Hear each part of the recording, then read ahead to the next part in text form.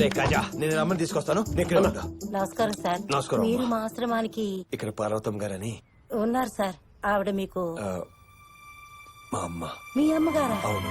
ఆవిడ ఎప్పుడు చెప్పలేదు సార్. రండి సార్. అమ్మా పార్వతమ్మ, నమస్కారం అమ్మా. నమస్కారం. మీ అబ్బాయి ఇచ్చారు.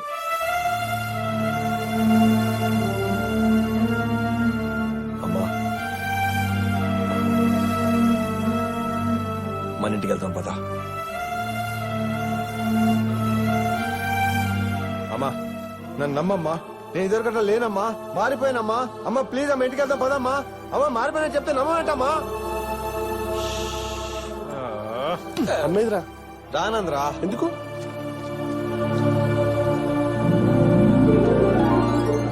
కాజా, అమ్మ ఎందుకు రానందో తెలుసా? తెలియట్లేదు. అమ్మకి ఫ్రెండ్స్ బాగా ఎక్కువ అయిపోయారా.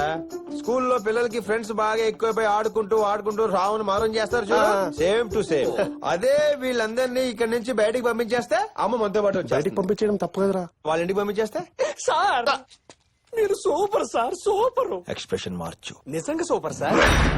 కన్న తల్లిదండ్రుల్ని ఆశ్రమాల్లో వదిలేసి పెళ్ళం పిల్లలతో షికార్లకి, సినిమాలకి, క్లబ్బులకి, పబ్బులకి తిరిగే నా కొడుకుల్ని ఏరి ఏరి ఏరి కొల్ల పొడుచుకుంటూ తీసుకున్నాను.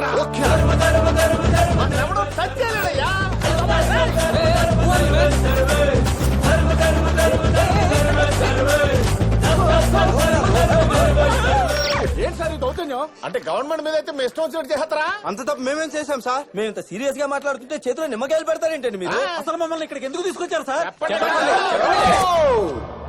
కళ్ళల్లో పెట్టుకుని చూసుకోవాల్సిన తల్లిదండ్రుల ఆశ్రమాల్లో వదిలేయటం తప్పు కదరా. ఓహో అదా బాలేవరే, అందులో తప్పే ఉందండి. నెలల 10,000 ఇస్తాం, అవసరమైతే ఇంకో 5,000 పడేస్తాం. ప్రతి పండక్కి బట్టలు ఎడతాం, నెలకోసారి ఫోన్ చేస్తాం. మా అమ్మని ఎంత వరకు కష్టపెట్టలేదు తెలుసా మేము? అదేరా పిఏ, వీళ్ళందరూ చెప్పిన దాన్ని బట్టి తల్లిదండ్రులు ఇళ్లలో కాకుండా ఆశ్రమాల్లో పెడితేనే బెటర్ అంట. సార్ మీకు క్లారిటీ ఇచ్చాం, మాకు కూడా క్లారిటీ ఇవ్వండి. చేతులు కాయలు ఎందుకు కట్టారు? మీరందరూ తల్లిదండ్రులు బాగా చూసుకుంటున్నందుకు మీ అందరికి చిన్న ఎంటర్టైన్మెంట్ ఇద్దాం. అలా కలిసిపోండి సార్, మాతో ఫ్రెండ్లీగా ఉండండి. ఇప్పుడు మనం ఒక ఆట ఆడబోతున్నాం. ఆ ఆట పేరు అమ్మ నాన్న ఓ నిమ్మకాయ. టైట్లు అదిరింది సార్. ఆట ఇంకా అదురుతుంది. సార్ తొందరగా అడిచారు సార్, టెన్షన్ తట్టుకోలేకపోతున్నాను. ఇప్పుడు మీ యొక్క చేతుల్లో ఉన్న నిమ్మకాయల్ని మీ యొక్క తలకాయల మీద పెట్టుకోండి. గట్టిగా మీ కళ్ళు మూసుకోండి.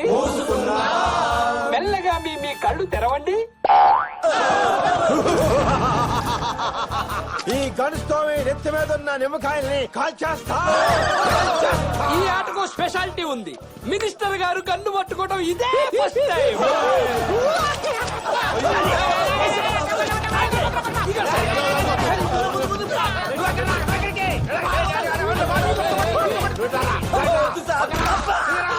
మినిస్టర్ నేను ఈ ఆట ఆడలేకపోతున్నా మినిస్టర్, నన్ను ఎలిమినేట్ చేయండి మినిస్టర్.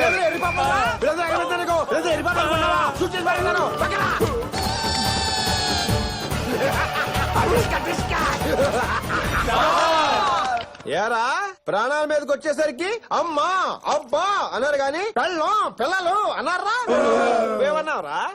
మా అమ్మని కష్టపెట్టలేదని చెప్పాను సార్. బుద్ధుడైనా ఏసైనా అమ్మని కష్టపెట్టకుండా పుట్టలేదురా ఎద్దవా. ఇక నుంచి మీ ఇళ్లలో మాస్టర్ బెడ్రూమ్స్ కాదు, మదర్స్ బెడ్రూమ్, ఫాదర్స్ బెడ్రూమ్ ఉండాలి. దీన్ని బట్టి మీకే అర్థమైందిరా? అమ్మను మించిన దైవం ఉన్నదా, ఆత్మను మించిన అర్థం ఉన్నదా?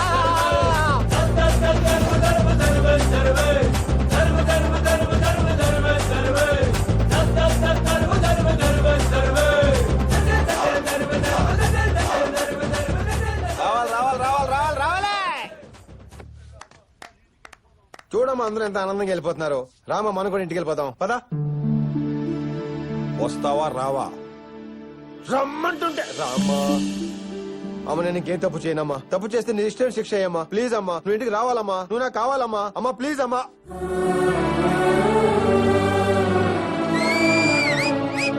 రే తొందరగా అమ్మ రూమ్ రెడీ చేయండి.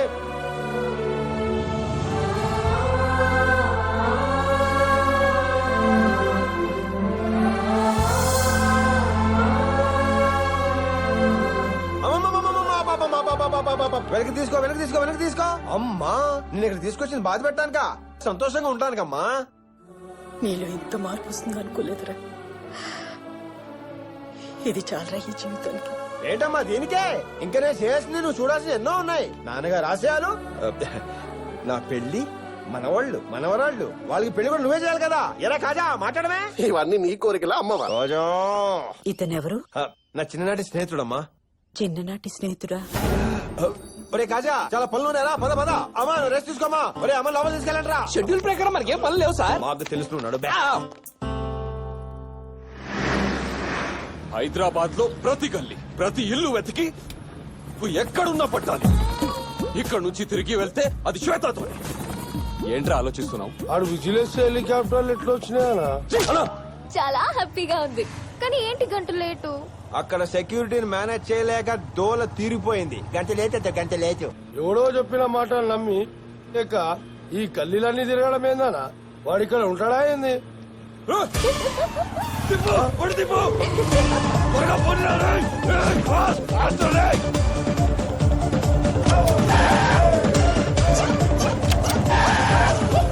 వాడికి ఇట్లా బ్రేక్లు కొడుతుండేమోనా? క్లచ్ ప్రాబ్లం అయింది. రోడ్ బానే ఉందిగా, ఎందుకు బ్రేక్ చేస్తున్నావు? ఇంత రిస్క్ తీసుకుని బైక్ మీద వచ్చింది ఎందుకు? ఎందుకు? అలా క్లచ్ ప్రాబ్లం కాదన్నా, టచ్ ప్రాబ్లం.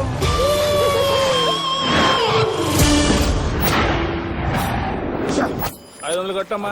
ఎక్కువ మాట్లాడితే 1000 కట్టాల్సి వస్తుంది. ఆపు ఆపు ఆపు అంతే. లైసెన్స్ తీయమ్మా తీయో. లైసెన్స్ లేదు, 10,000 ఫైన్ కట్టు. లైసెన్స్ మారేసి ఫైన్ అంటారేంటండి? రూల్స్ మాట్లాడుతున్నావా? పాప ఎవరు, ఎక్కడి నుంచి వస్తున్నారు, ఎక్కడికి వెళ్తున్నారు, ఏం చేయబోతున్నారు అడిగానా? తీయమ్మా తీయో. డబ్బులు తీ. మరి 10,000 ఏంటండి? దారుణం అండి బాబు. ఆ మొత్తం నేనే తీసుకుంటాను అనుకుంటున్నావా? హోమ్ మినిస్టర్ గారికి 50% ఇవ్వాలి. హోమ్ మినిస్టర్ కూడానా? భలే వాడివే. లంచం తీసుకుందే మంచం దిగడ ఏమనుకుంటున్నావు ఏంటో. డబ్బులు తీయమ్మా తీ. ఏంటి 5,000 ఇచ్చావేంటి? 50% హోమ్ మినిస్టర్ అకౌంట్ అన్నావు కదా, వేసేసాను. ఏంటి హోమ్ మినిస్టర్? ఏమండే ఎస్సీ గారు, హోమ్ మినిస్టర్ గారు బైక్ మీద పెగరేసుకుని తిరిగేస్తారండి బాబా. ఏమైందండి? నా పేరు బాగా గట్టిగా వాడేస్తున్నారు. డ్యూటీలు చేయమంటే డ్యూటీలు మీరు ఇచ్చిన 5,000 వాడి దగ్గర కూడా 5,000 వసూలు చేసి మొత్తం మీకే ఇచ్చేస్తారు సార్. నన్ను బుద్ధి పోలీసులేదురా. నిన్ను కొట్టాలరా సపోర్ట్ చేసినందుకు వెళ్ళి. మమ్మల్ని చేయమంటారు సార్. నేను మధ్య తరగతి మనిషిని. పొద్దున్నే లేవటం, జాబ్కి వెళ్ళడం, ఇంటికి రావడం, తినడం, పడుకోవడం, అలాగే అవినీతికి లొంగిపోవడం అలవాటైపోయింది సార్. ఈ పవిత్ర దేశంలో వీధి వీధికి గుడి ఉన్నట్టు అడుగు అడుగున అవినీతి ఉంది sir. I'm your fan sir. Sir ఒక్క ఫోటో తీసుకుంటాను సార్.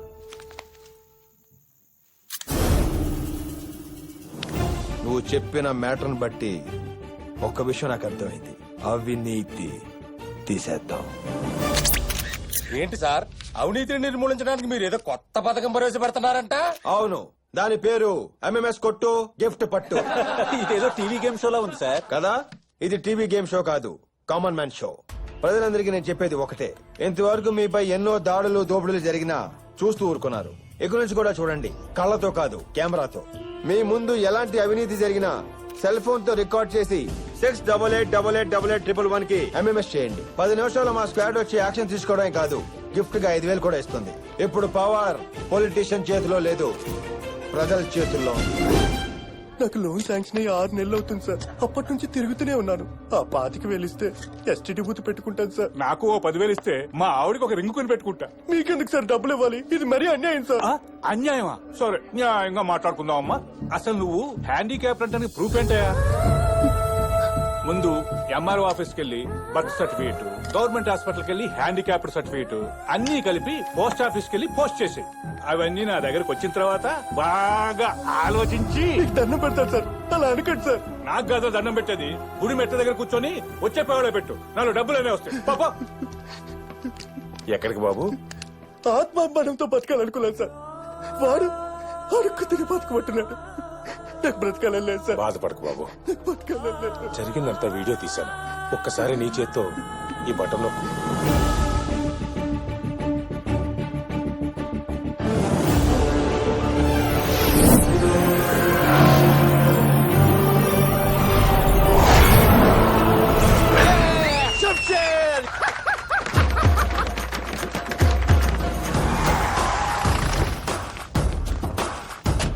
ఏంట్రా మళ్ళొచ్చావు?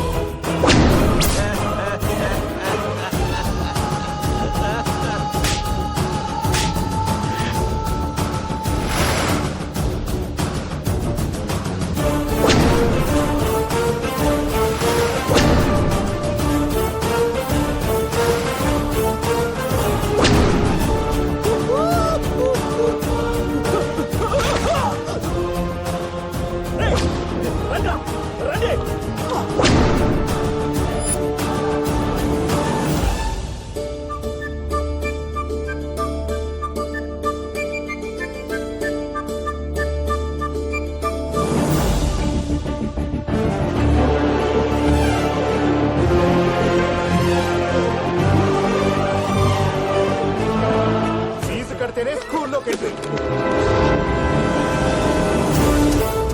ఏ చదువుని డబ్బు కమ్ముకునే నా కొడుకులు లిస్ట్ మొత్తం తీయించి చెప్తాను. ఏంటి సార్ ఈ నోటీసులు? మీరు చెప్పినట్టుగా ఫీజులు ఉండాలా? పేదవాళ్ళకి 30% free education. If you do like this will be on roads in future. ఇలా మీరు వేలకు వేల ఫీజులు పెంచుకుంటూ పోతే మధ్య తరగతులు ఎలా చదువుతారు సార్? వాళ్ళ గురించి ఆలోచిస్తే వ్యాపారం ఈ వ్యాపారం చేయలేం సార్. ఉన్నోడు చదువుతాడు, లేనోడు పోతాడు సార్. లక్షలతో స్కూల్ పెట్టి కోట్లు సంపాదిస్తారు. ఒక 10 మంది పేదలు చదివిస్తే అడుగు తింటారు కదా పాపం. కాజా రాజా వీళ్ళు చెప్పిన దాని మీద న్యాయం ఉందిరా. ఆ, ఆగండి, ఆగండి, ఆగండి. కూర్చోండి కూర్చోండి కూర్చోండి. ఎలాగో దూరం వచ్చారు కాబట్టి సరదాగా ఆట ఆడుకుని వెళ్ళరు గాని ఏంటి? నిమ్మకాయలతో ఏం ఆటాడిస్తారు సార్? చదువు పిల్లలు ఓ నిమ్మకాయ. ఆట ఇంకా అదురుతుంది. మీరు ఎలా చెప్తే అలాగే చేస్తాం. నిమ్మకాయలతో పచ్చళ్ళు జ్యూసులు చేసుకోవాలి కానీ ఈ ఆటలు ఏంటండి? నేను విద్యాశాఖ మంత్రిని. నా శాఖలో కొంచెం జీవాలు పచ్చేటండి. ఇలాగైతే నేను రాజీనామా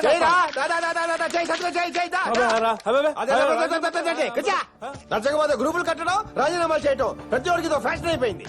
ఎంఎంఎస్ కొట్టు గిఫ్ట్ పట్టు అని కోట్లు కోట్లు పంచి పెడుతున్నారు. ఎవడబ్బా సొమ్మని సార్? వేల వేల కోట్లు స్కాములు చేస్తున్నారు. ఎవడబ్బా సుమ్మని? మనం జనాలకి గిఫ్ట్ కింద ఇచ్చింది 50 కోట్లు. వాళ్ళు పంపించిన ఎంఎంఎస్ ద్వారా మనకొచ్చిన అవినీతి సొమ్ము 150 కోట్లు. పైగా నీ కొత్త మూడు లిక్కర్ ఫ్యాక్టరీ మూసేస్తాం చూడు, దాని వల్ల వచ్చింది 10 కోట్లు. గజా. అది కాదండి. ఏది కాదండి? కుసేని. ఇదిగో బాబాయ్, ఈ శాఖని ఆ శాఖని లేదు. ఎందులో తప్పు జరిగితే అందులో దూరిపోతా. నా వల్ల మీకేమైనా ప్రాబ్లం వస్తే నన్ను సస్పెండ్ చేసేయండి. ఇదిగో నేను చేసేది మీకు రైట్ అనిపిస్తే నన్ను ఫాలో అవ్వండి, లేదా ఇలా ఇలా హ్యాపీగా నిద్రపోండి. అలా కాదని ఎవడైనా నన్ను కెలకాలని చూస్తే ఒక్కొక్కడికి సి సి సి సి సిరిగిపోద్ది. సి అంటే సిడి బాబాయ్. వస్తా. మీరెన్ని వేధవ పనులు చేసినా చూస్తూ సైలెంట్ గా ఉన్నాను. వాడొక్కడే మంచి పనులు చేస్తున్నాడు. ఇప్పుడు సైలెంట్ గానే ఉంటాను. ఇంకా మీరు ఇలా గొడవ చేస్తే నా సీటు వాడికి ఇస్తాను. అప్పుడు మీ నెత్తి మీద నిమ్మకాయలు పెట్టి ఎమ్మెల్యే మినిస్టర్ ఓ నిమ్మకాయ అని ఓ ఆట ఆడుకుంటాడు. కావాలా అది?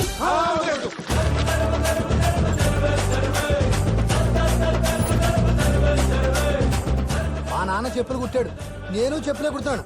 కానీ నా కొడుకు చెప్పులు కుట్టాడు. ఇది వెనకెళ్ళు చదువుకుంటున్నాడు. ఈ స్కూల్లో పెద్ద చదువు చదువుకుంటున్నాడు. ఓ మినిస్టర్ జిందాబాద్.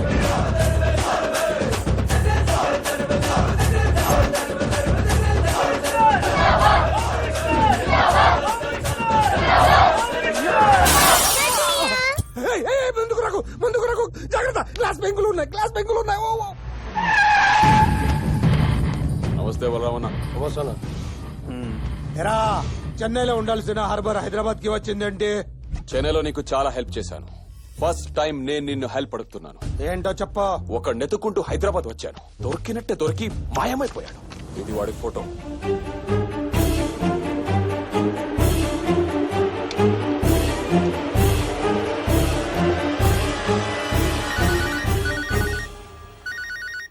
హలో. ఒరే బలరాం, నేను శాంతారాంని. జైల్లో ఒక్కడిని ఉండి ఉండి తెగ భయం వేసేస్తుంది. నువ్వేం భయపడుకో. ఆ రవీంద్ర గాడికి తెలియకుండా నీకు బెయిల్ అరేంజ్ చేస్తున్నా. చాలా థ్యాంక్స్ బలరాం.